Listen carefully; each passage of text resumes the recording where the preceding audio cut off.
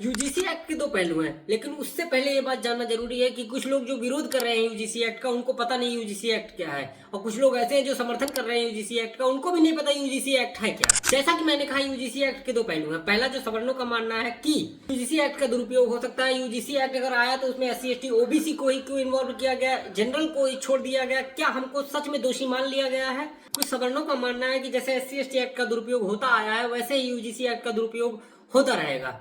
और कुछ हद तक बात यह भी सही है कि SC ST एक्ट का दुरुपयोग होता रहा है, और यूजीसी एक्ट का दुरुपयोग क्या गारंटी है कि नहीं होगा।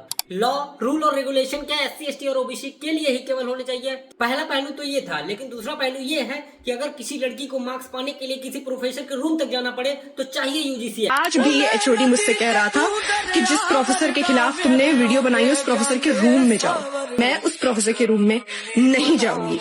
किसी रोहित वेमुला ने अपनी जान ले ली, अपनी आत्महत्या कर ली, अपनी जाति को छुपाते छुपाते, तो चाहिए यूजीसी एक्ट। यूजीसी लाकर गधों को घोड़ा बनाओगे। अगर सच में सवर्णों की मानसिकता कुछ ऐसी है तो होना चाहिए यूजीसी एक्ट। अगर दलही के यूनिवर्सिटी प्रोफेसर के साथ में ऐसा हो सकता है कि उसकी माँ से काम करवाया जा रहा हो, बदले में वो SC ST कम्युनिटी से आती हो।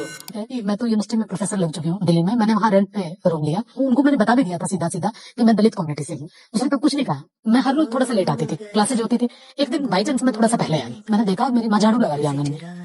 जो हमारा नहीं था वो तो गन में लिखा था, जिसका घर मतलब हमने रेंट पे लिया हुआ था। अगर कॉलेज के स्टाफ ही कुत्ता कुतिया बोलते हैं स्टूडेंट्स को, तो होना चाहिए यूजीसी एक्ट। वैसा है तुम्हारा गंदा खून है, तुम कुत्ते हो।